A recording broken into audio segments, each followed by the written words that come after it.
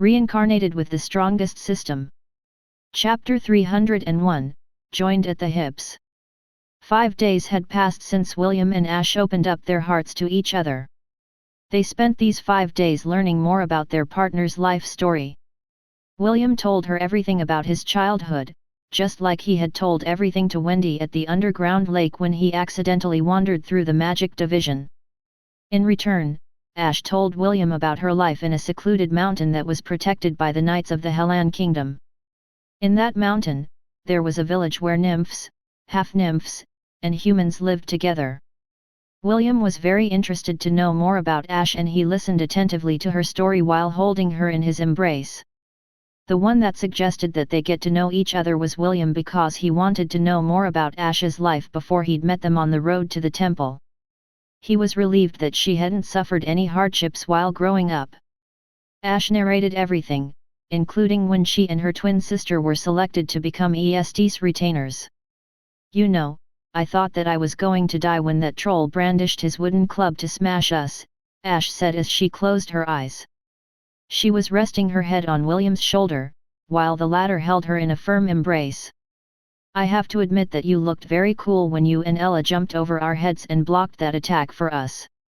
Sometimes, when my thoughts wander, that scene always appears in my mind." William smiled and planted a kiss on her forehead. During these past few days, he realized that Ash was a true tsundere, and she looked extremely cute when she went full deer on him. He still couldn't believe that the boy with whom he had a hate-hate relationship would one day become one of his lovers. "Aren't you lucky?" William inquired. "You don't need to dream about me anymore because both of us are now joined at our hips. You can kiss, hug, and look at me every single day. You really got the better half of the deal when you saved my life." Ash wanted to roll her eyes at William's reply, but she was secretly happy that she could now be intimate with him when the two of them were together. "Will, let's try it," Ash proposed. "I don't really understand that synchronization thing that your big brother was talking about, but I feel that the current me is able to accept everything about you." "Are you sure?" William inquired. "Yes. I want to feel bonded with you, spiritually." "Understood." Ash was a half-nymph. However, the blood of the nymph race was thicker in her veins, so her spiritual power was quite high. When her powers were sealed, the human side of her converted that spiritual power to magic power. Hence why she and Isaac were placed in the magic division along with EST. William lowered his head and kissed Ash's lips. Both of them had kissed many times now, and Ash was no longer embarrassed about having a deep and passionate kiss with William. After their kiss ended, William pressed his forehead over hers and muttered the incantation inside his head. "Familia Oversoul." Ash's body turned into spirit energy and entered William's body through the gem embedded inside his chest. William felt a warm sensation spreading from his chest to all the parts of his body. He could feel a surge of power from within him, and this power felt familiar and unfamiliar at the same time. It was a strange experience. It was as if someone was hugging him from behind, and it made him feel that he wasn't fighting alone. William's eye color changed from light green to purple as Ash's power seeped through every pore of his being. "Incredible. Will, this is incredible," Ash whispered softly in William's ears. "I feel so connected with you. It is as if the two of us are sharing the same body." "I feel the same way as well," William replied. In truth, Ash didn't need to whisper in his ears. The two of them could communicate using thoughts, but since this was the first time the two of them had fused together, the young lady was still using the gestures that she was familiar with. "Are you ready?" William asked. "Yes," Ash replied. "I was born ready. Also, don't say what you are currently thinking. The two of us are connected, so I can read your thoughts." William chuckled as he summoned a water whip in his hand. He was planning to tease Ash and say that she was born for him, but the latter had already read the thought inside his head. "Concentrate. MMM." William took a deep breath as his expression became serious. It was the first time that the two of them had tried fusing together. A blue transparent mermaid hovered William's back. She was holding a sword whip in her hand and guided William in the proper way to wield his powers. They did it faster than my initial estimate, Issei said as he observed William and Ash from inside his special domain. Lily and David sat beside him and observed William's training with calm expressions on their faces. It would be best if you prevent William from talking to his lover after this training ends, Lily proposed. I don't want him to be distracted when he starts my training course. Especially now that the Helan Kingdom is facing a crisis. Okay, Issei replied. I'll talk to both of them and say that their next reunion would have to wait until he has finished his training with you and David. My only concern is, can we make it in time? Even with the time extensions inside our own domains, the possibility of the war nearing its end while he is training is very high. It doesn't matter, David commented from the side. He is not capable of helping anyone in his current state. I will only permit him to leave after he has ascended to and mastered the next phase of the shepherd job class. The Helan Kingdom can burn in hell for all I care. Issei and Lily nodded their heads in agreement. As gods, they didn't really care about the results of the war between the two dynasties and the Helan Kingdom. They didn't have any followers in the southern continent and they had no obligation to help. The only one they cared about was William and the people close to him. The shepherd was ill-equipped to participate in the war because his spiritual world had almost been destroyed. He would only hasten the continuance of the destruction of his sea of consciousness if he were to return to his world and take part in the defense of his kingdom. Only when the half-elf had mastered the power of his divinities would they allow him to leave the temple. They would not allow an incident similar to what happened with the astral worm to happen again. Chapter 302, Lily's Lollipop Part 1. Time's up. Issei's voice reverberated within his special domain. William, who was resting his head on Ash's lap, sighed because the time they spent together had finally come to an end. Wait for me, okay? William said, while his hand reached out to caress the side of his lover's beautiful face. I'll come as soon as I can. Don't make me wait for too long, Ash replied as she lightly pinched William's cheeks. Goodbye, Will. See you soon, Ash. Issei had already informed both of them that they wouldn't be able to see each other again until William's training was completed. Because of this, the two didn't train on the last day of their stay in Issei's special domain. Instead, they spent their time locked in each other's embrace, nourishing the budding feelings they had for each other. Ash turned into particles of light and flew towards the sky of the domain.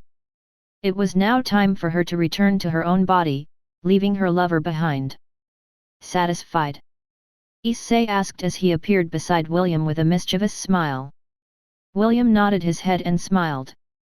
Thank you, big brother. Issei chuckled and patted William's shoulder. You can thank me after you've come of age. By then, no one will be able to stop you from going to third and fourth base.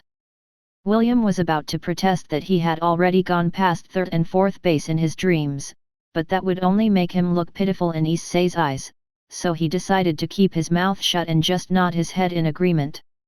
Well then, time for you to start your training with Lily, Issei said. Big brother, what kind of ability does Lily's divinity have? William inquired. Is the lollipop that powerful? Issei rubbed his chin as he pondered William's question. Truth be told, he had no idea what Lily's divinity could do. Issei and Lily were both new generation gods, but their fields of expertise were different from each other. Issei's divinity allowed William to control an entire army under his command. As for Lily's divinity, Issei shuddered when a sudden thought came to his mind. Even he, as the harem god, had only thought of the little lowly goddess as a support-type goddess. Someone who would stay at the back and cheer for everyone to do their best during times of need. However, hidden underneath that cute and childish facade was a goddess that had many followers under her wing. If Issei was to rate the powers of the gods based on the number of believers they had, Lily's powers would be in the middle tier of the pyramid. I'm not sure how strong Lily's divinity is, Issei admitted. However, it will be best if you don't underestimate its potential.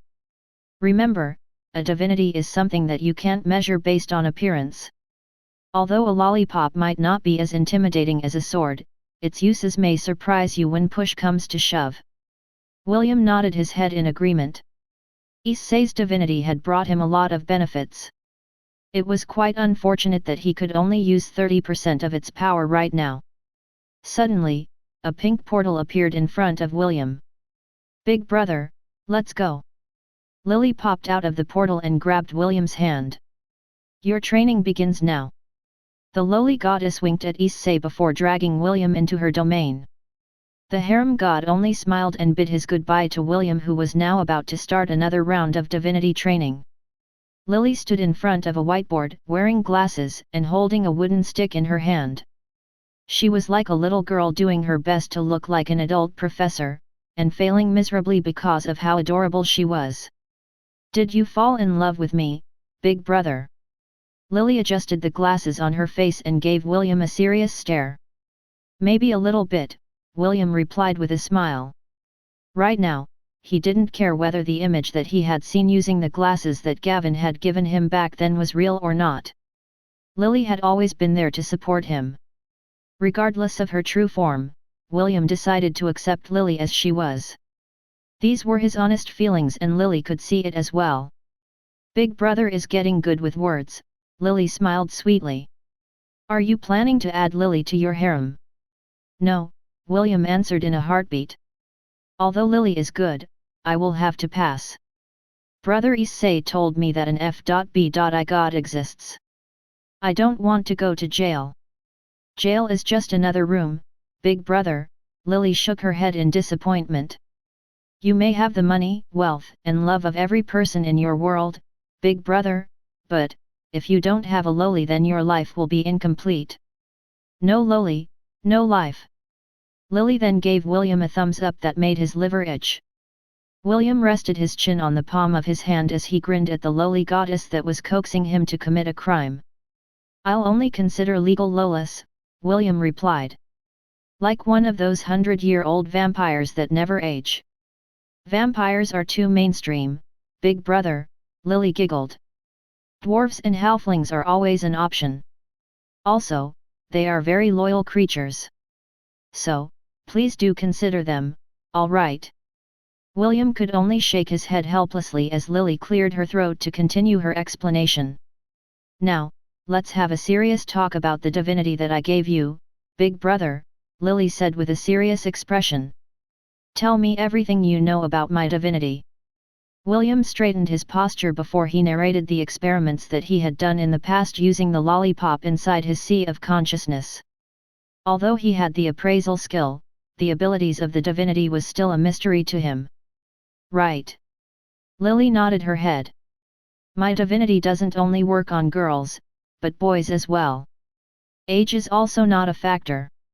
Even adults can gain benefits from eating the lollipops you create." Lily wrote a few things on the whiteboard in order to properly explain the effects of her divinity. "Big brother, right now, the only lollipop that you can create is the pink lollipop," Lily explained while tapping the words "pink lollipop" written on the whiteboard. "What this lollipop does is remove harmful status ailments from a person's body. You can even say that it is an all-purpose cure for lesser maladies, spells, and poison. I don't know if you were aware of this or not, but the pink lollipop can also cure the common cold. This is, also, why Eve hasn't ever gotten sick." William was pleasantly surprised by this discovery. He never thought that the pink lollipop that he had given to the kids-in-law had such an amazing ability. Chapter 303, Lily's Lollipop Part 2. "Just like the lollipops in your world, big brother, my lollipop comes in different colors as well." Lily tapped the whiteboard with her wooden stick as she continued her explanation. "The red lollipop serves as a healing potion, while the blue lollipop is similar to a mana potion." Lily had a teasing smile on her face as she watched William's expression change the moment she explained the effects of each lollipop that William could create using her divinity. After her explanation, she raised her chin arrogantly and placed both of her hands on her waist. "Now, do you see how powerful my divinity is, big brother? I bet you didn't expect that it wouldn't lose to Issei's King's Legion." "You're right, Lily. I think I will never look at a lollipop the same way again. Fu. It's quite unfortunate that you are not my follower, big brother. If you were, you could easily rule the world by using the high-tier specs of my lollipops. Lily bragged. Do you regret not making me your patron god? William scratched his cheek, but didn't reply to Lily's inquiry. He knew that the lowly goddess was just teasing him. Although Lily's divinity far exceeded his expectations, he didn't regret choosing Gavin as his patron god. After all, the life he had right now wouldn't be the same without Gavin's blessing. After Lily's explanation, William was now aware that he could create 11 different lollipops with different abilities. Red, Health Potion. Restores 100 hit points. Orange, Grease. Covers the ground with slippery grease in a 2-meter square radius from where the lollipop lands. Yellow, Knockback. Gains the ability to push targets away by 2 meters, regardless of size. Green, Acid Spray. Fires a spray of acid from the tip of the lollipop that travels up to 10 feet from the caster. Blue, Mana Potion. Restores 100 mana points. Indigo, Magic Missile. Creates 4 magical darts that deal damage equivalent to your intelligence stat. Violet, Fairy Fire. Illuminates the surroundings with violet flames that allows you to see invisible creatures within a 20 square meter radius. Chocolate, Heroism. Grants immunity to fear and increases resistance against mind-affecting spells. This lollipop can last up to 3 days. Pink, All Cure. Cures all status ailments, including poison. Cannot cure ailments or poisons that are made from divine powers. White, Light. Cast an orb of white light that illuminates everything in a 10-meter square radius. Black, Cloak of Darkness. Allows the user to meld with the shadows as long as this lollipop is inside the user's mouth. Gray, Smoke Bomb. Creates a cloud of gray smoke that limits the line of sight. Basically, Lily's lollipops are one-time consumables. Also, there is a limit to the number of lollipops that William could create. With the exception of the pink lollipop, William could only create 50 of each type of lollipop per day. The great thing about it was that they didn't require magic or spirit power to make. After gaining Ash's spirit core, and the spirit energy from the underground lake, William's body gained the ability to use spirit power. Spirit power is also called prana. Unlike magicians who use the power within their bodies to cast spells, spirit power is the power to harness the energy within their surroundings. Of course, with William's spiritual world in shambles, he could only use spirit magic sparingly. Even so, this was a great boon for him. Being able to use spirit power allowed him to unlock job classes that relied heavily on prana, rather than mana. What William didn't know was that Issei, Lily, and David planned on helping William unlock more job classes during his stay in the Temple of the 10,000 Gods. How were they going to do that? Very simple. All they needed to do was talk to their friends and allow William to hold any of their artifacts. This would allow William to unlock job classes and even prestige classes without needing to buy items in the god shop. It was similar to the saying hitting 10,000 birds using a single stone. Lily crossed her arms over her chest and smiled. Now that you know the different colors and abilities of the lollipops that you can create, why don't you give it a try, big brother? Okay. William rubbed his hands together as he tried to create a red lollipop for the first time. After entering Lily's special domain, his body had returned to being the pink teddy bear that she always carried around in her backpack. William focused his concentration on his hand as he activated Lily's divinity within his body. However, instead of a red lollipop, what appeared in his paws was a pink one. William scratched his head in confusion. Should I also say the words red lollipop to make my intentions known? Okay. Let's try it again. William handed the pink lollipop to Lily before trying again. The lowly goddess placed the lollipop inside her mouth as she looked at William with a mysterious smile. Although she explained the different abilities of each lollipop, she didn't tell William the method of creating them. She didn't do this to make things difficult for William. Lily had already broken a few rules by divulging the secrets of her divinity to someone who was not her follower. If she spoon-fed William and told him how to use her divinity effectively, she would suffer a backlash like Gavin had. This was something that she didn't want to happen because her other followers needed her guidance in their times of need as well. Don't worry, little Will, Lily thought. A year inside my domain is equivalent to a day in Hestia. You have plenty of time to discover how to use my divinity. The lowly goddess watched as William created a dozen more pink lollipops, while attempting to make a red one. Lily sat on a chair and watched with amusement as the pink teddy bear waved the lollipops in his hand in frustration. William didn't expect that making the lollipop he had in mind was difficult. However, he had gotten used to hardships during the harsh training he had done in the past. Lily had already told him that the effects of the lollipops could be upgraded if he met the necessary requirements. Right now, the power of William's lollipops were equivalent to low-tier spells. However, he could still upgrade them with the help of alchemy, which would make their effects extremely potent. Another great advantage of the lollipops was that they weren't limited to William's use only.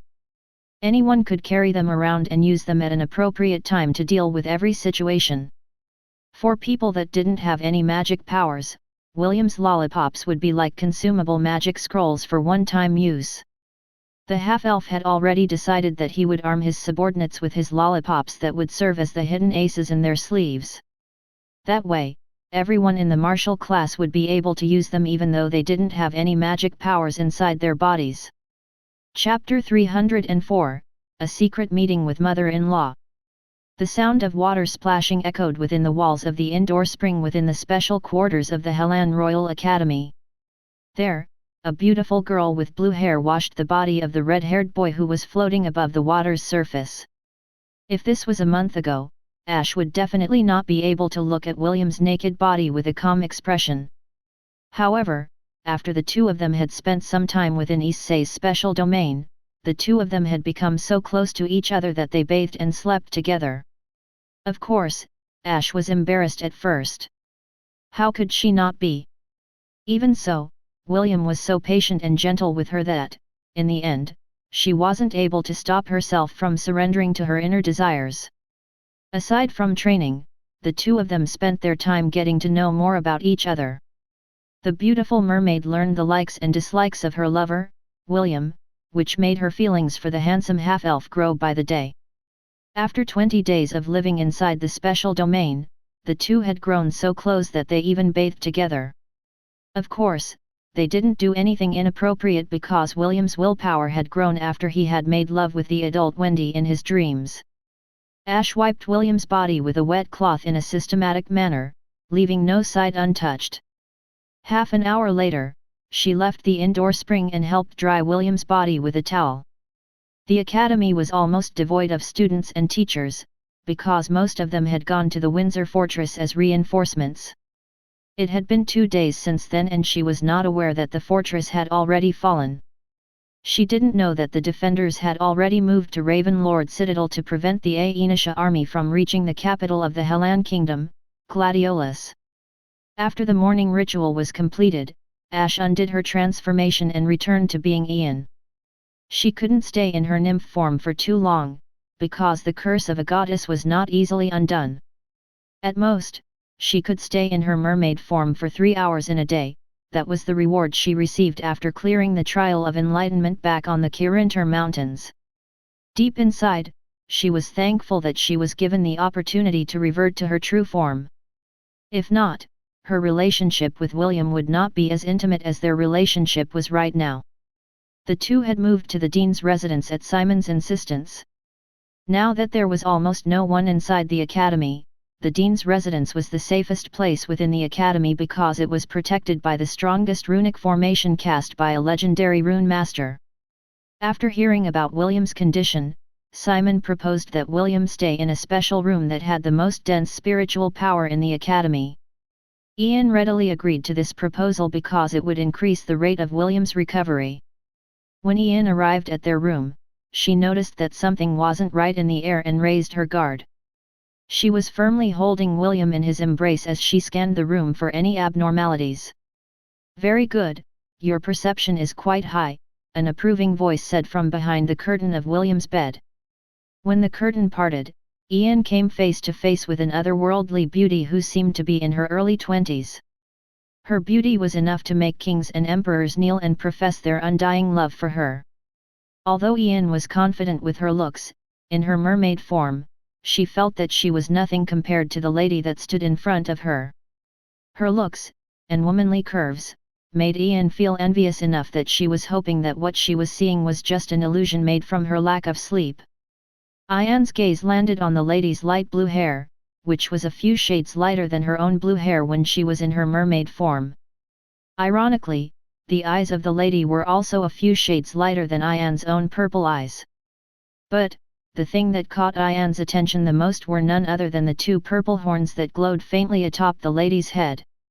She had seen those horns so many times before that it was impossible not to recognize them. However, her discovery only made her even more confused. Ian couldn't feel any sort of malice or hostility from the beautiful lady who seemed familiar and unfamiliar at the same time. Ian held William's body firmly as she gathered up her courage and said a name. "Ella."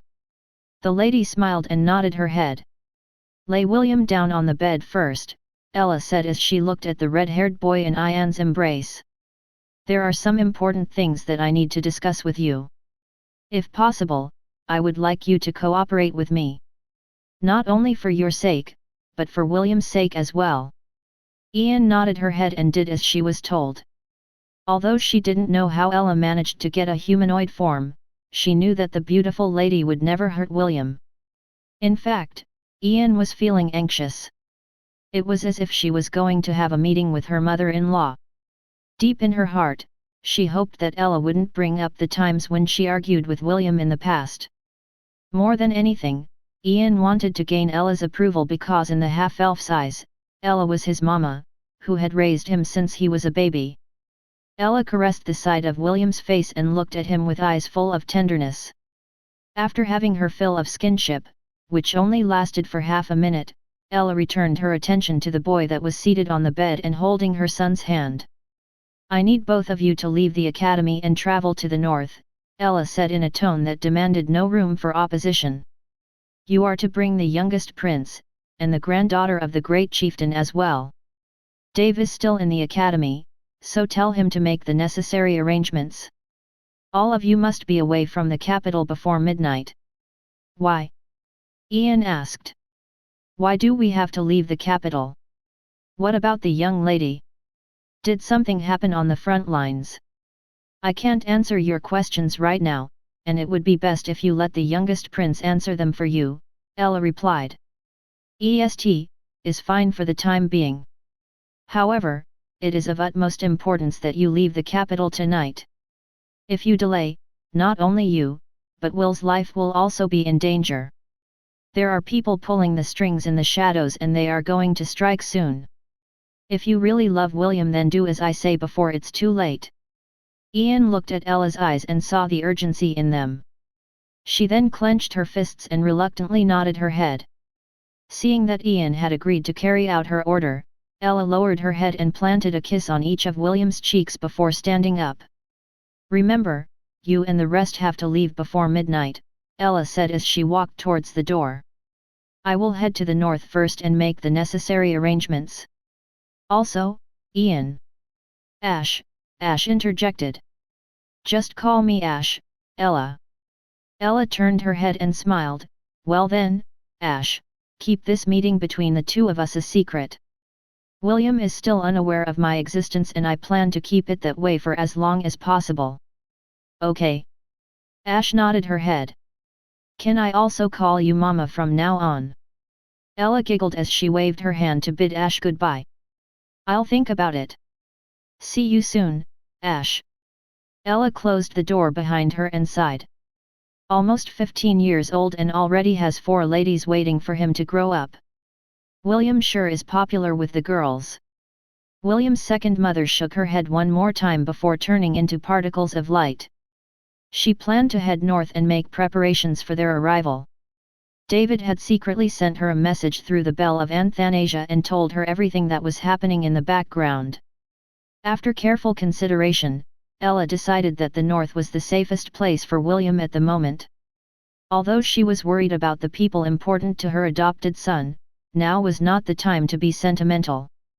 War was knocking at the capital's doorstep and the final battle was only days away from reaching a conclusion. Chapter 305, The Jack of All Trades is a Useless Profession Part 1. Congratulations, big brother. Lily tossed the pink teddy bear into the air in order to celebrate William's mastery of using her Tier 1 divinity. Thank you, Lily, William replied. I never knew that your divinity was this amazing. Hehe, praise me more, big brother. Lily is amazing. Lily is the best. Lily is the cutest. Issei and David, who were watching this scene, nodded their heads in satisfaction. It took William 4 months to discover the trick on how to change the pink lollipop's color to the color that he wanted. Originally, he thought that he could create different colors if he wanted to. However, he was wrong all along. If not for the fact that he accidentally changed the lollipop's color while taking a short break, it might have taken him longer to understand how Lily's divinity worked. The default color of the lollipop was pink. However, if William were to visualize the effect he wanted, and not the color, the lollipop would automatically change its color to match the ability he desired. Of course, this was only a simple explanation of how the conversion was done. William needed to have a clear picture of the kind of power he wanted before the lollipop would bend to his will. After learning the trick, William used each of the lollipops in order to understand how their powers worked. The red, blue, chocolate, pink, and black lollipops either had to be consumed, or at least be inside William's mouth, to take effect. The orange, yellow, white, and grey lollipops had to be thrown and used as projectiles in order for them to take effect. Lastly, the green, indigo, and violet lollipops needed to be used as wands in order for their spells to activate. After mastering the power of the lollipops, William used his remaining days to create thousands of lollipops and kindly asked Lily to send them to his mailbox using the God Shop mail. Lily happily agreed to William's request because the boy had taken his time to master the use of her divinity. William sighed after he discovered that the power of Lily's lollipops could still be upgraded using alchemy. He couldn't practice alchemy in his current state because he would need to use magic power in order to power up the yin-yang cauldron, replica, that he received from the alchemist god. Since that was the case, he just focused his attention on creating as many lollipops as he could every day. Since every color had a daily limit, William would spend his remaining time sparring with Lily inside her special domain. Originally, William underestimated Lily because he thought that the little loli was only a support-type goddess. When the goddess activated the power of her divinity, William found himself on the receiving end of Lily's divine burst, which was called Lovely Merry-Go-Round. The lowly goddess summoned an army of toys that beat the crap out of William, and made him realize that you cannot judge a god or goddess by their looks. When William finally left Lily's special domain, the three gods took him towards the stalls of the gods that they were closest to. Their intention was to help William acquire job classes without too much hassle. William became ecstatic when he heard Issei's, David's, and Lily's suggestion. If he were to touch some godly weapons and artifacts, wouldn't that give him the chance to acquire rare job classes and even some, hard to come by, prestige classes? Who are we going to visit first? Lily asked as she carried William close to her chest. Let's visit Lugga's stall first, David said with a smile. He and I are good friends, so he might allow William to touch one of his artifacts to help him gain a job class. Lugg? He's a good guy, Issei nodded his head in agreement. William, who was being carried like a teddy bear, asked Lily what kind of god Lugg was. Lugg is one of the blacksmith gods in the temple, Lily replied. If we were to rank him like the beasts in your world, he would be a Class S god. One of the blacksmith gods? You mean there is more than one blacksmith god? Yes. There are a few notable gods, namely, Vulcan, Old Hephaestus, Ogun, Jabil, and Gofanan. Although they have other professions, blacksmithing plays a major role in their sagas. William nodded his head before asking another question out of curiosity. By the way, what is your rank among the gods, Lily? Lily giggled, but didn't answer William's question. It was not because she didn't want to answer William's question, but because she knew that William wouldn't believe her even if she told him the truth. Soon, the three gods and the teddy bear stopped at a stall which was located at the northern side of the temple. Lug, my friend. Are you busy right now? David greeted his friend with a smile. A man with golden hair and blue eyes looked back at David. He was holding a smithing hammer in his hand, and a spear and shield were strapped on his back. After seeing David's face, a smile broke out on Lug's weathered face. David, it has been a while since you last visited me, Lug replied. His eyes radiated friendliness, but it also held a sharpness that made William shudder unconsciously. Lug gave William a sidelong glance before nodding at Issei and Lily. The two gods nodded back. Although Issei and Lily were not too acquainted with Lug, they heard stories about him when David and them ate together at the gods' restaurant called Ambrosia. Lug, I came here to ask a favor. The name of this little friend of ours is William. David took the initiative to introduce William to one of the gods he got along with inside the temple. He is Gavin's follower. If possible, can you let him touch your artifacts for a few seconds? Gavin's follower. Lug tilted his head. Ah. Is that god still here? I thought that he was going to disappear soon. Seriously, being a jack of all trades is a useless profession. William immediately narrowed his eyes when he heard the ridicule in Lug's voice. Gavin was his patron god, and although he wasn't popular among the gods, William still chose him because of his sincerity. Hearing someone ridicule Gavin in front of his face made him angry. Issei and Lily also frowned. Gavin was their friend, and hearing another god ridicule him didn't sit well with them either. They glared at the god who looked back at them in disdain. Clearly, Lug didn't think highly of Gavin, and he made sure to rub it in their faces. Chapter 306, The Jack of All Trades is a Useless Profession Part 2. Naturally, not all the gods inside the Temple of the 10,000 Gods got along. There were several factions that were formed due to the differences in ideals and goals. David, Issei, Lily, and Gavin were part of the neutral faction. They were the faction that didn't cater to any side. Lug, on the other hand, was part of the righteous faction. They were the faction that detested evil and would often quarrel with the evil gods in the temple from time to time. So, this brat wants to touch my artifacts. Lug appraised the teddy bear in Lily's hand as he scratched his chin. Naturally, he could see William's soul and see the life he had lived before he was reincarnated. However, before Lug can even decide whether to agree to David's request or not, the teddy bear in Lily's hand spoke up. Let's leave this place, William said in a firm manner. I don't want to touch any of his things. It will only make me feel dirty. Although William was very tempted to touch the red spear behind Lug's back, he couldn't accept the way Lug referred to Gavin. William didn't lie when he said that touching Lug's belongings made him feel dirty. He couldn't understand it himself, but the thought of acquiring job classes with the god's artifact disgusted him. All right, David nodded. Sorry, Lug. My little friend is a bit sensitive.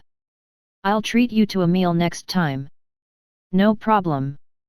However, oi, you brat, Lug stared long and hard at the teddy bear in Lily's hands. I have no obligation to help you. You are not my follower, so you mean nothing to me. So what if I ridiculed your patron god? Do you think that just because all of us are gods, we should hold each other's hand and be friends? How naive. Remember this, little boy. A jack of all trades is a master of none. It's a stupid profession. You're better off finding other gods to be your patron god, instead of trying to be a filthy hybrid. Lug, right? William asked back. What kind of god are you? You hold a blacksmith hammer, but carry a spear and a shield. Are you a blacksmith or a warrior? I think it's about time you clearly thought about what your real profession is. William's anger rose up inside his chest as he stared back at the god who thought too highly of himself. It took a while for William's memory to kick in, but he now remembered who Lug was from the myths that he had read about him on Earth. William laughed out loud, and his laughter was filled with ridicule and contempt. After remembering who Lug was, he now understood why the god of blacksmithing didn't like Gavin. Isn't it funny? William grinned mischievously. Someone who can also be considered a jack of all trades ridicules my patron god. What a joke! It's like the pot calling the kettle black. Simply ridiculous. What did you say, boy? Can you repeat that? There's no need to repeat it. You're just an imitation of Gavin. A god that was hailed as the sun god, the god of blacksmithing, the god of arts, and the god of justice, as well as a warrior god. William shook his head and his face was filled with contempt. A god of many professions, and not a master of one. That is you, Lug. Someone like you doesn't have the right to ridicule Gavin. Lily, let's go. I don't want to stay here any longer. I agree, Lily smiled and walked away carrying William. However, she hadn't walked far when Lug appeared in front of William holding his spear in his hand. Boy, you dare to slander a god inside our own temple? Lug asked. You've got guts. David stood in between Lug and William and made a gesture for Lily to back away. Lily took a few steps back, but she was secretly channeling her power into her hands. If Lug was going to attack William, she would not just stand by and watch it happen. Issei's hand had also moved to the dagger on his belt. The harem god had a smile on his face, but his eyes were looking at Lug with the intention to kill. He had recognized William as his sworn brother. If Lug were to attack him, that would be equivalent to declaring war on him as well. Lug, the boy is still young and hot-blooded, David said. Although he was at fault, he hasn't lived long enough to understand the rules of the temple. Don't worry, I will instruct him properly. Can you let his rude remarks pass? Lug snorted and returned the spear behind his back. David, you are my friend, so I will give you face and turn a blind eye just this once. However, you'd better not let me see that brat again. The next time I see him, I'll skewer his soul with my spear and personally throw him into the cycle of reincarnation. David nodded. He didn't want to antagonize his friend and make things difficult for both parties. The three gods left Lug's stall without turning back. David sighed in his heart because they had missed a good opportunity to help William gain new job classes. Not only that, William had also gained the ire of one of the gods belonging to the righteous faction.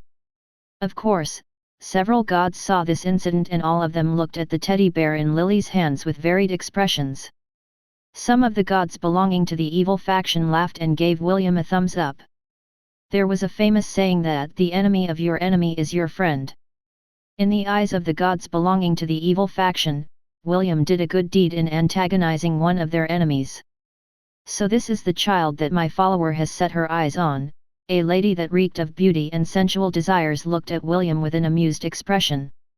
I don't know if he is brave or stupid, but I like his eyes. Maybe, I should say hi to him before he leaves the temple. Not far from her, another goddess who sat on a black throne eyed William from afar. A smile was on her face as she looked at the teddy bear in Lily's hands. Ever since William had appeared in the temple, this particular goddess had sensed his presence right away. She watched as William trained inside Issei's and Lily's domains. She listened patiently as William told Ash her story. She watched how he treated his mermaid wife with love and care. She watched and she watched. This was the only thing that she could do, for she knew that the time was not yet ripe for her to make her move. Your soul still burns brightly, little Will, the goddess thought as she eyed the teddy bear from a distance. Not even Ragnarok has diminished your light. I look forward to the day when I will personally snuff out that light inside your soul. The goddess sighed in pleasure as she remembered that delicious taste from thousands of years ago. The taste of the silver-haired warrior who fought side by side with the gods of Asgard, in a battle that was fated to end in their demise. Darkness cannot drive out darkness, only light can do that, the goddess said softly. Hate cannot drive out hate, only love can do that. Chapter 307, The Goddess of Lust Part 1. Would you like to acquire the blacksmith job class? Yes/no. Thank you, Sir Vulcan, William nodded his head. I acquired the blacksmith job class. Vulcan, the god of blacksmiths, who belonged to the evil faction, nodded his head. Lily clapped her hands and looked up at the 3-meter-tall god with sparkling eyes. Thank you, Vulcan. You're the best. I'll give you chocolates later, okay? Oh, you want the wine-flavored ones? No problem. I'll give it to you in a while. William watched in bewilderment. He didn't know how Lily was able to understand Vulcan's words, because no matter what kind of question the lowly goddess asked, the god of blacksmiths would only answer with a We'll be visiting the others, thank you again, Vulcan. Lily picked up William and exited the hot smithy. Issei and David stayed outside because they were not close with Vulcan. The lowly goddess had told them that the god of blacksmiths was a very shy person. This was why he didn't know many people. Lily only got to know him after they had shared a table at Ambrosia. Because of that, the lowly goddess was able to become the friend of one of the most reclusive gods in the Temple of 10,000 Gods. The 3 gods, along with William, continued to stroll around the temple. Whenever they saw an acquaintance, they would politely ask if they would allow William to touch some of their weapons or artifacts. There were those who accepted their request, while there were some who politely declined. Even though there had been many rejections, there were still others who allowed William to touch their possessions. This allowed the half-elf to acquire a variety of different job classes for free. Would you like to acquire the barbarian job class? Yes/no. Would you like to acquire the warlock job class? Yes/no. Would you like to acquire the druid job class? Yes/no. Would you like to acquire the spiritualist job class?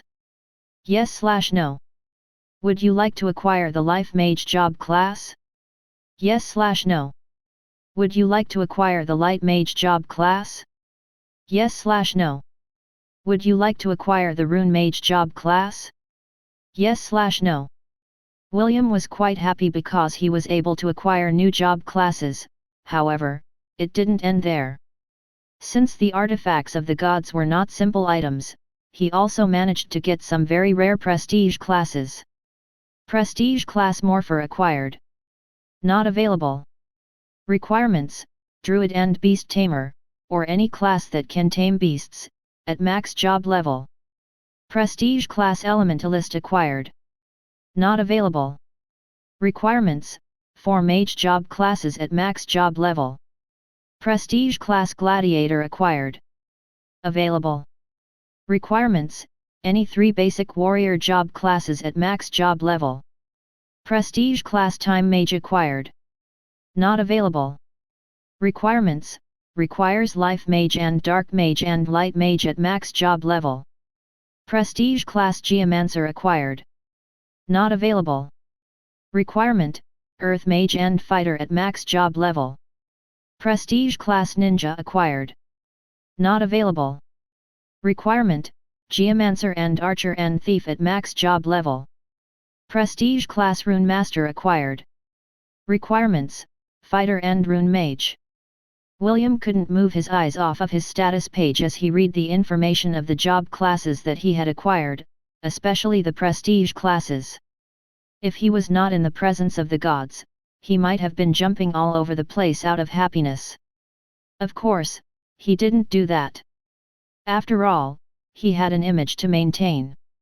Issei, Lily, and David watched with amusement at the dazed teddy bear who was staring into space. Time Mage sounds powerful, but I'm very curious about the ninja job class, William thought with a serious expression. The Morpher looks fun, too. William scratched his head over and over again because he couldn't decide which among the prestige classes he should prioritize next. Soon, he was scratching his head with both paws, which made Lily giggle. "Big brother, you're so silly."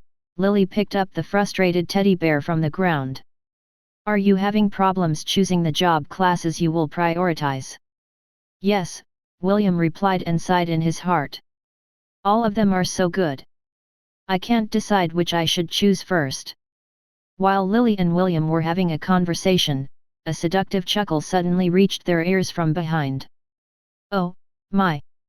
Such a cute teddy bear you have there, Lily." A beautiful lady, who seemed to be in her mid-20s, walked towards them with a sweet smile on her face. Her long reddish-brown hair, that was arranged in a princess-style braid that rested behind her back, glistened from time to time, highlighting her beautiful appearance. She walked just like a supermodel, and William's gaze locked onto her sensuous body by itself. William gulped as the beautiful goddess stopped 2 meters away from Lily. Soon, William's eyes glazed over as he continued to look at the sensuous lady in front of him. "Ha, he's down for the count," Issei chuckled. "He has been completely charmed," David commented as he played with his beard. "No mortal living or dead can resist your charm, Eros." Lily pouted. "Look at what you did to our poor William." Eros, the goddess of lust and primal sexual desire, covered her luscious lips and giggled. Her charming blue eyes looked at her acquaintances in a mischievous manner. "Don't be like that, Lily. I haven't even used my divinity on the boy. This is just who I am, it can't be helped." "I know that." Lily sighed as he shook the infatuated teddy bear, who was looking at Eros as if she was the love of his life. "Big brother, snap out of it." Lily kept on shaking the teddy bear, but it was of no use. The charm of the goddess of lust was the most powerful charm in the multiverse. Even the goddesses of love and beauty paled in comparison to her ability to charm people. "Eros, make Big Brother snap out of his daze," Lily said while placing her right hand on her hip. "Don't bully him. I know that you guys have been training him inside the temple." Eros smiled as she patted Lily's adorable head. "How about you leave him with me for a few days as well? I'll help train him as well." Lily tilted her head, but she didn't reject Eros' offer. She knew that if William trained with her, the possibility of the half-elf getting charmed in the mortal world would be near impossible. "I think it is a good idea," Issei commented from the side. He then looked at David, who was standing beside him.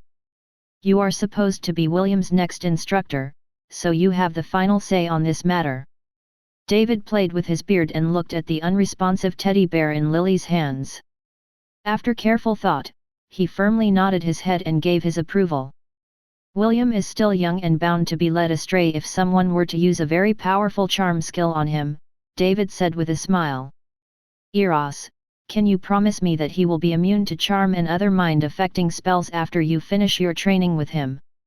"Well, I don't know about other mind-affecting spells, but I can guarantee that after my training, he will have a very high resistance against charm spells," Eros replied. "I swear this upon my divinity." The 3 gods nodded their heads in recognition of Eros' oath. When the gods made an oath using their divinity, it meant that they would keep their promise till the end of time. "All right." David looked at the sensuous beauty in front of him without batting an eye. "We will leave William to you for a few days. Please, return him to us in one piece." "I will." Eros nodded. Issei, Lily, and David had an idea why Eros had approached them. Since they had been watching over William, naturally they also knew the identity of the people he had recently interacted with. After bidding the 3 gods goodbye, Eros embraced the still dazed teddy bear close to her chest, as she walked towards her palace. What she didn't know was that a certain god was sneakily following her from behind. In his hands was a box. A box that would even make the goddess of lust flee in fear at the mere sight of it. And what he planned to do with the box was. Chapter 308, The Goddess of Lust Part 2. Eros continued to walk, carrying the teddy bear like a baby, until she reached the entrance of her palace. However, she didn't enter right away. Instead, she turned her head to look behind her and smiled. I didn't know that the god of contracts had a hobby of stalking the goddesses of the temple, Eros said in a teasing voice. Tell me, Sancus, to what do I owe the pleasure of this visit? Sancus grinned as he walked towards the goddess of lust in a carefree manner. His hands were behind his back to prevent Eros from seeing the box in his hands. When he was only a few meters away from Eros, he stood perfectly still and spoke his mind. Eros, I need to ask a favor from you. I'll listen to your request first before giving my answer. When Sancus moved the box in front of him, Eros unconsciously flinched. Her primal instincts were telling her to run away. Eros knew then and there that whatever was inside the box in Sancus' hands was not a good thing. Please wait. I don't mean any harm, Sancus cried out in alarm when he saw that Eros was about to flee towards her palace. Let's talk.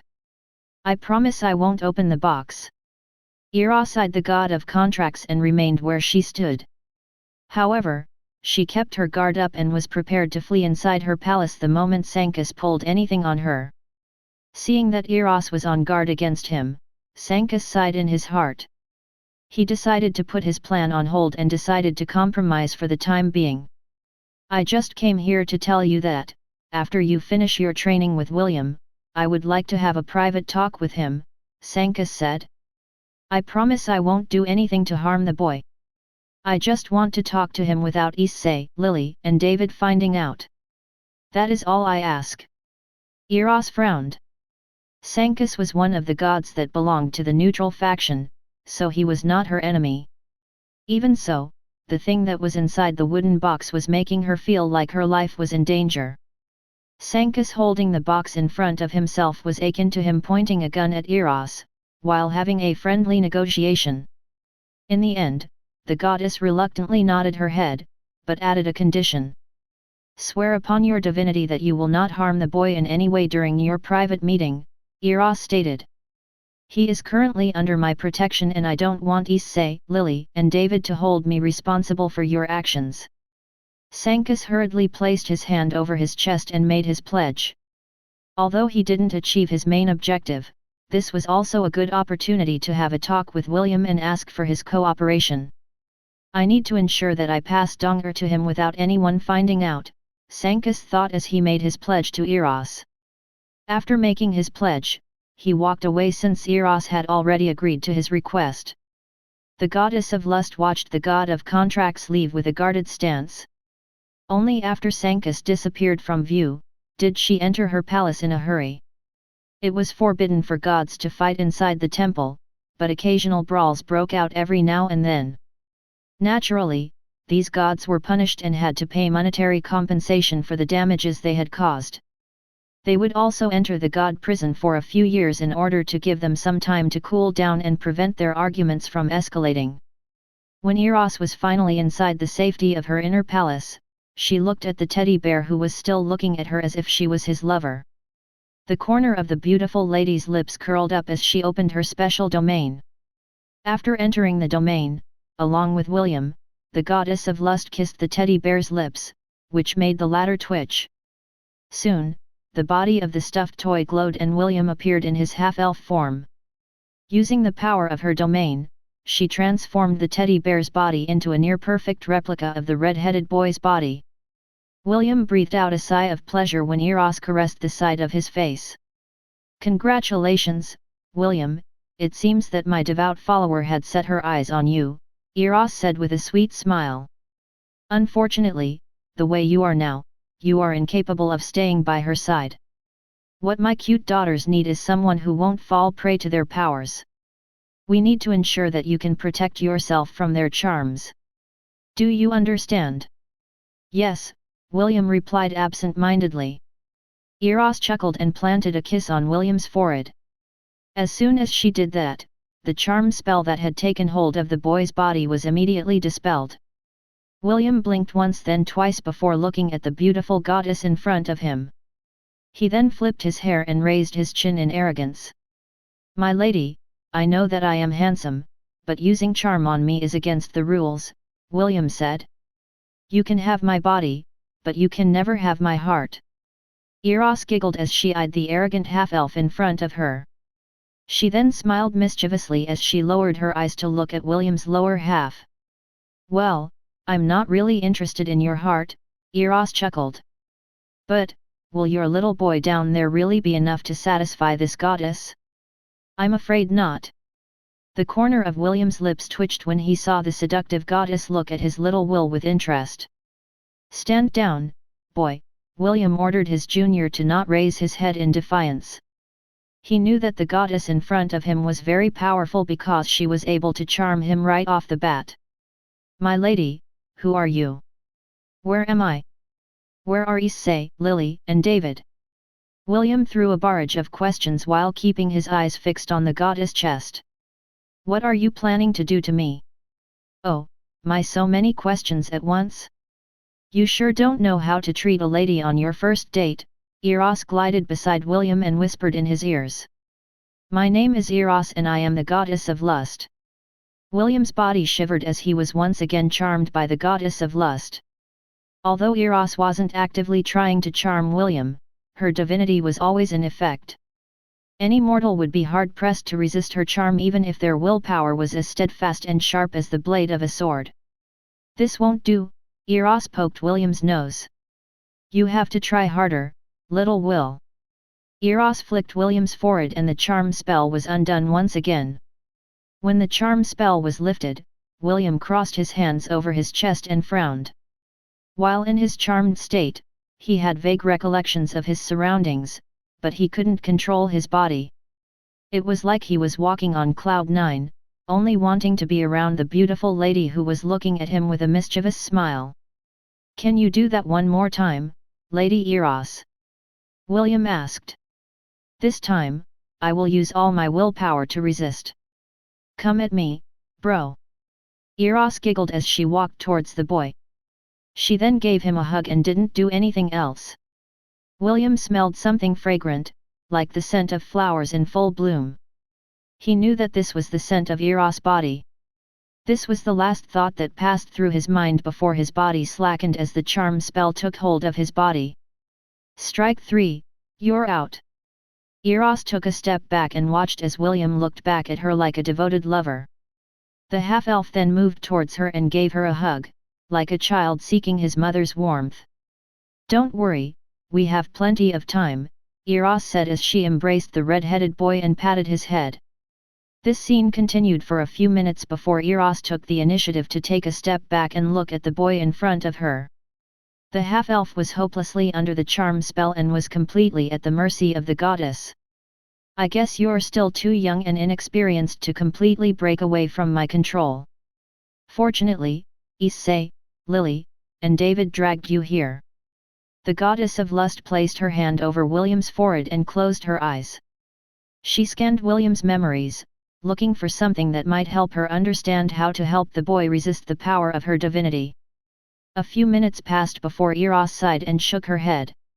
She couldn't find anything that could help her strengthen William's willpower to resist her charms. Well, there is always that option. Eros' lips curled up into a smile. It's time to fight poison with poison. The goddess of lust willed her fingernail to grow longer and become as sharp as a blade. She then poked her left index finger until a single drop of blood oozed out from it. Take this and consume it, Eros ordered. You are collecting job classes, right? This will be a good addition to your collection. William obediently obeyed Eros' command and took her finger inside his mouth. He then licked the single drop of blood from her fingertip. A few seconds later, William's body shuddered as the blood of the goddess was absorbed by his body. Prestige Class Incubus acquired. Available. Requirement: approval by the goddess of lust. William's body was about to enter a transformation, but Eros stopped it.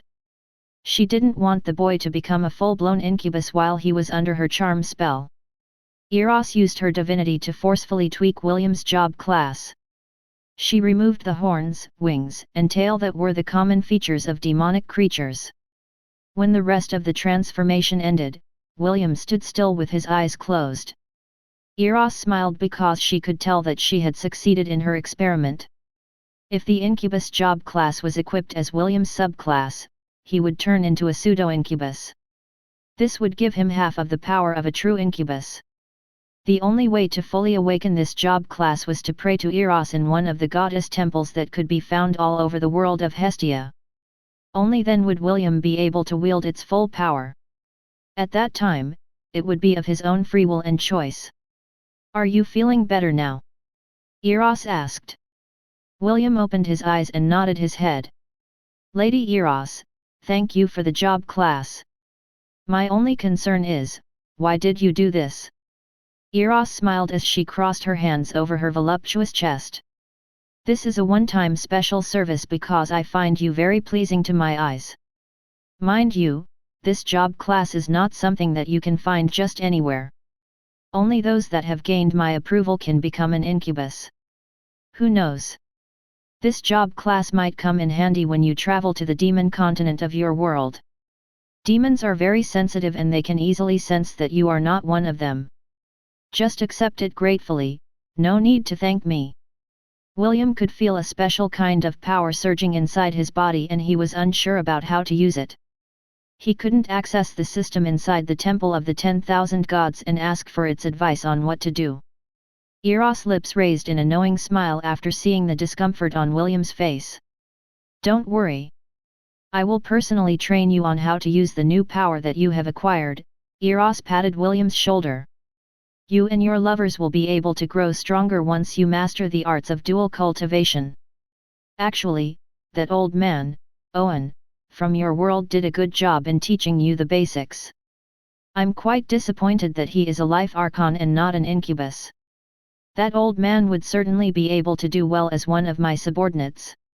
William had to agree with the goddess of lust. The old cow that liked to eat young grass would certainly be a good candidate to become an incubus. "Come, little Will," the goddess of lust extended her hand towards the boy. "It's time for you to start your incubus training." William took a deep breath before placing his hand on top of the goddess' palms. He didn't believe that the goddess had gone out of her way to take him away from Issei, Lily, and David just because he was pleasing to her eyes. There must be some other reason behind it. However, right now, he had to focus on the training of the goddess. He was quite curious about what kind of training the goddess of lust had in mind for him. Although William didn't want to admit it, he was also looking forward to mastering the art of how to make his lovers stronger as well. While William was having his training inside the Temple of the Gods, the Helan Kingdom was already waging a bloody war with its neighboring kingdoms. Chapter 309, Preparation for Departure. Go to the northern regions with big sister Brianna. Prince Ernest frowned after he heard Ian's proposal. Why? At first, the young prince thought that Ian was bearing a message from EST. However, the latter came to see him in order to ask him to accompany him to the northern regions, along with Brianna. "Because, it is what the Knight Commander told me before losing consciousness," Ian lied. He had anticipated that Prince Ernest would ask him this question, so he had prepared this story beforehand. He said that it was of the utmost importance that will decide the survival of the kingdom. Brianna, who was listening beside Prince Ernest, had a calm expression on her face. Her grandfather had taught her how to detect truth from falsehood depending on the tone and body language of the speaker. Prince Ernest was the same. He also received this kind of training from Simon, the Dean of the Royal Academy, to ensure that no one would be able to trick him with words. Naturally, both of them realized that Ian was lying. But, the eyes of the boy staring in front of them were resolute. The words he said might be lies, but his conviction was real. "Is the Knight Commander awake?"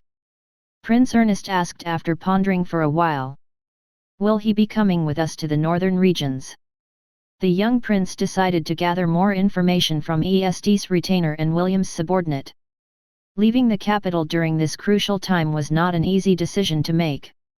At most, he would need the approval of his father, King Noah, before he could leave the palace and go to the northern regions.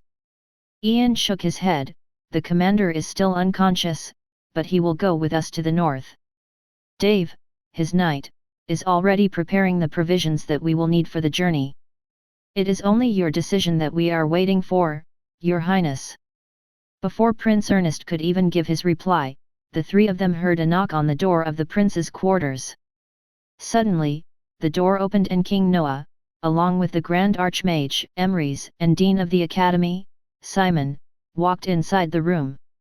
King Noah immediately recognized Ian, but pretended that he didn't know him. He walked towards his youngest son because he had some things to tell him before he departed to the Raven Lord Citadel to raise the morale of the defenders of the kingdom. Prince Ernest, I know that this might be sudden, but the Dean will accompany you to our summer villa in Wild Vane, King Noah said. Your Majesty, may I know why I must leave the capital? Ernest asked.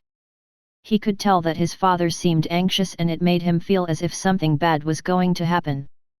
King Noah sighed before patting his youngest son's shoulder. It's not safe in the capital. You will be leaving via a secret tunnel and head to Wild Vane with the Dean. Wait for me to call you back to the capital. Until then, hide there and stay as low-key as you can. Prince Ernest glanced at Ian, who was kneeling in front of the king as per the duties of a knight of the kingdom. How about I go to the Kirinter Mountains? Prince Ernest proposed. Big sister Brianna is feeling homesick and it might be good to stay there for a while. What do you think, Your Majesty? The northern regions. King Noah frowned, but it only lasted for a brief moment. He then glanced at Brianna, who was standing beside Prince Ernest, and nodded his head. I think this is a better idea. Simon, I'll leave the arrangements to you. Keep the prince safe. As you command, Your Majesty, Simon bowed. King Noah gave Prince Ernest a light hug before leaving the room. Although it was still noon, he needed to prepare for his departure to the front lines as soon as possible. Your Highness, I will take my leave to prepare the things we will be needing for our journey, Simon said. He was about to leave the room when Prince Ernest stopped him from leaving. Master, please, listen to what I have to say first, Prince Ernest stated. Knight Ian from the Angorian War Sovereign is already making the necessary arrangements for our trip to the northern regions. The Knight Commander will also be accompanying us on this journey. It will be best if we coordinate with them, so that we can leave as soon as possible. Simon glanced at Ian and the latter nodded his head in acknowledgement. The Dean of the Academy was very familiar with ESD's retainer and knew that he could be trusted. Very well. Simon nodded. I have a feeling that the three of you were already planning to leave the capital before the king and I arrive here.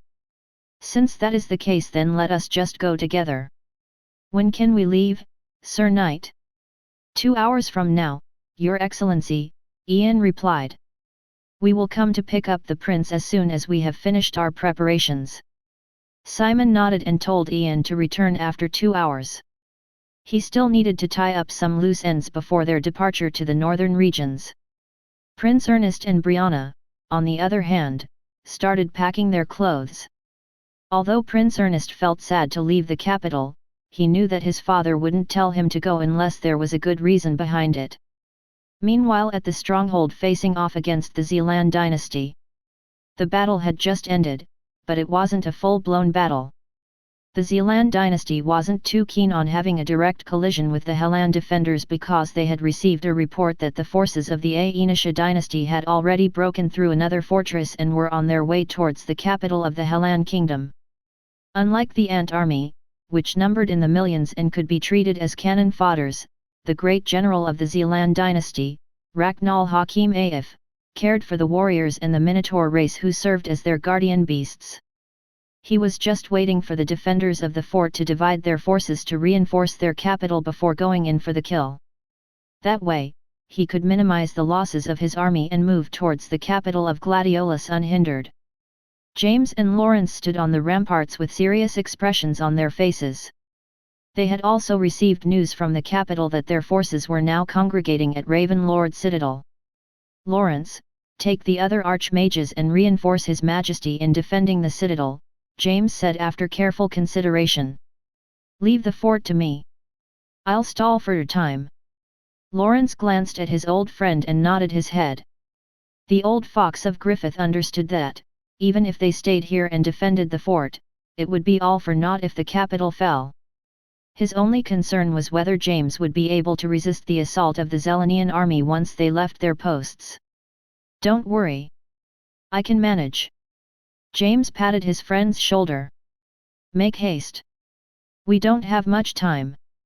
"Don't die on me, you old coot," Lawrence replied as he patted James' shoulder. "We still need to talk about our grandchildren's affair." James smiled and nodded his head. Although William had already told him that he had no intention of marrying Rebecca, he still kept mum about it in order to give Lawrence some face.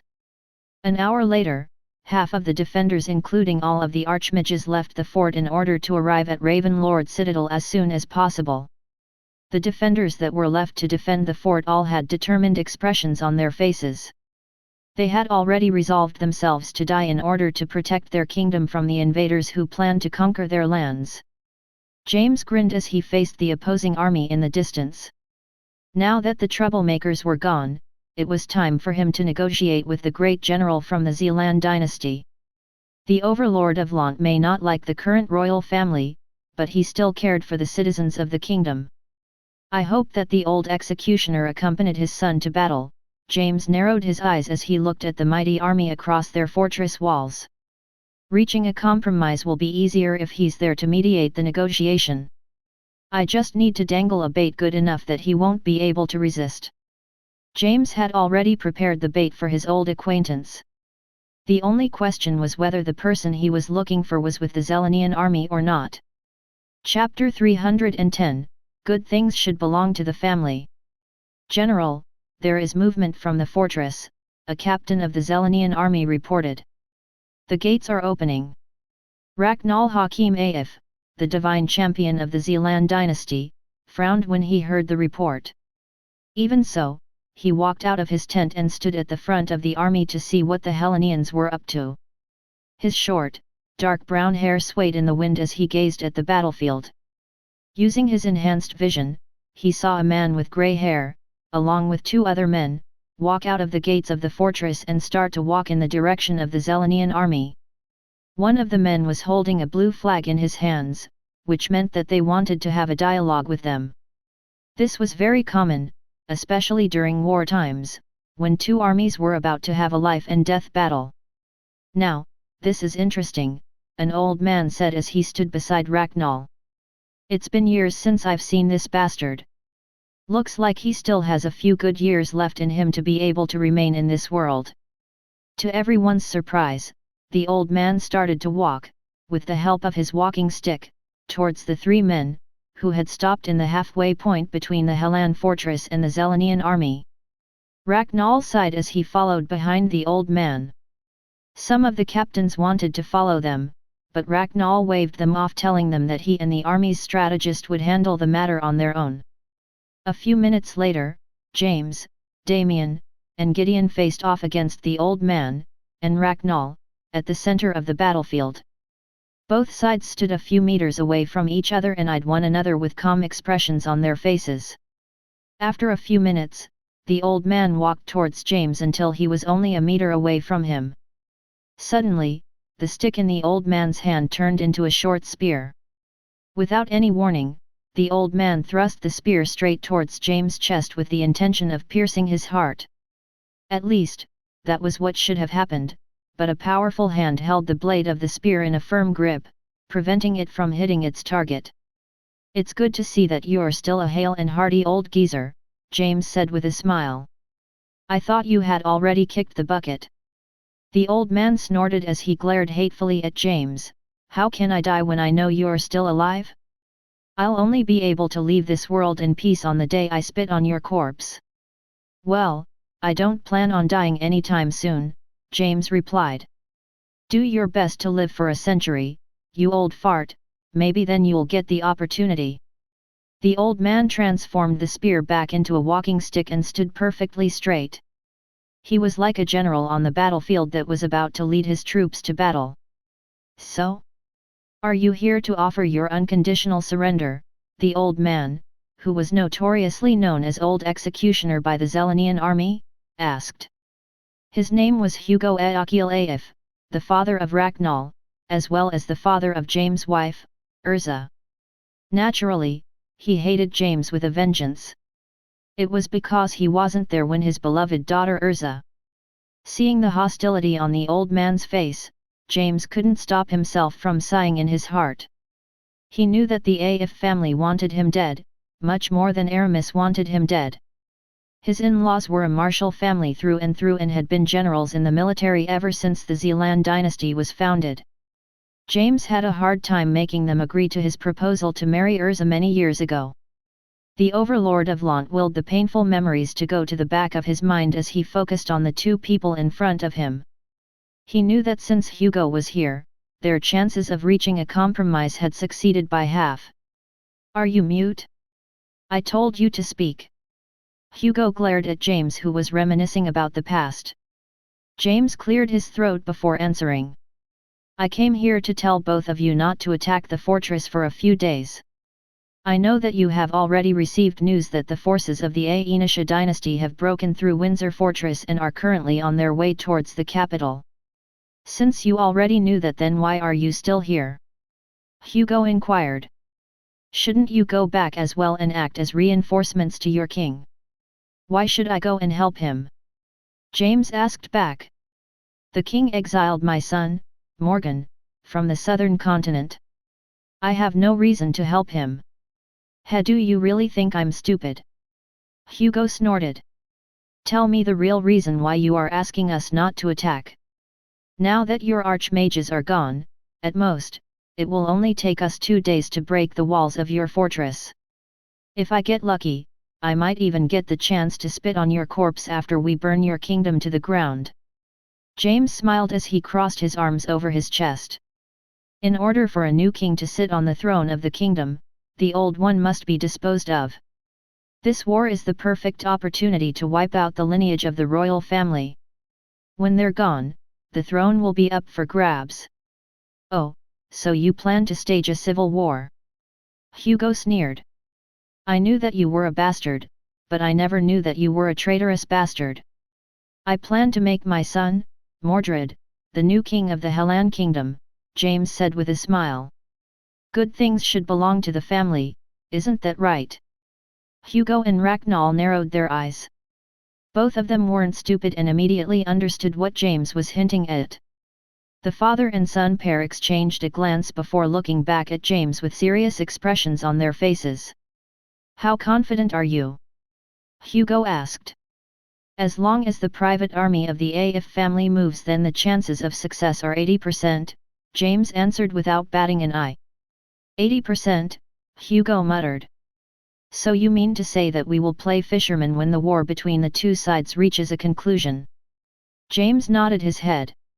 "Although the Zelenian army are warriors that are not afraid to die on the battlefield, the two of us fighting against each other will just create unnecessary casualties on both sides. You already know that even if you reject this offer, you will not get out of this battle unscathed." The overlord of Lant grinned evilly. "I'm confident that I can wipe out half of your forces and escape with my life. By then, your shares will be smaller when you divide the Hellan kingdom. Even if what you say is true, so what?" Hugo replied. "Land is still land, no matter how big or small it is, it will still belong to us." James quieted down and stared at Hugo with disdain.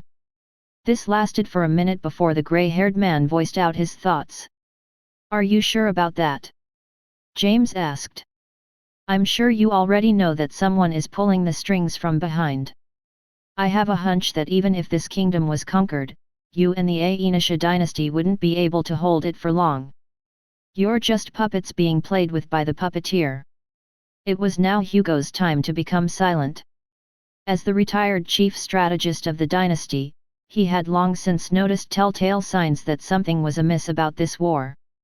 The heads of the clans called out for conquest, and the king readily agreed to start a war.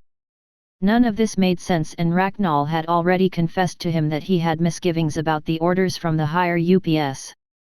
7 days, Hugo said as he turned his head to walk back towards the Zelenian encampment. "Let's talk again in 7 days.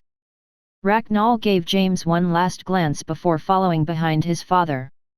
He was also against this war because he had a feeling that they were being used as pawns by an unknown player behind the scenes. This was something that he couldn't accept and the main reason why he hadn't ordered an all-out war against the Hellan kingdom and simply settled for short skirmishes. Now that James had given them an alternative, both father and son decided to wait a week to see what the outcome of the war between the Hellan kingdom and the Aencia dynasty would be.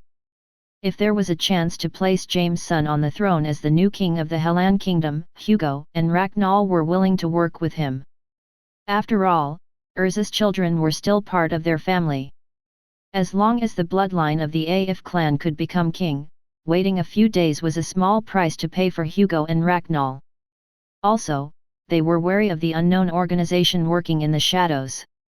There was truth in James' words, and this was one of Hugo's main worries. He also thought that, even if the Hellan kingdom fell, their dynasty, and the Aencia dynasty, would return home with nothing.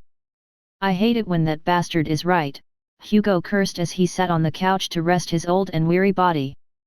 The retired strategist knew that if they really were to force a siege against the fortress, they would suffer many casualties on their side. He also didn't want to break all ties with James because that was the promise he had made to his daughter. "Fine. Let's wait and see for now." Hugo stared at the ceiling of his tent. It still won't be too late to act after 7 days.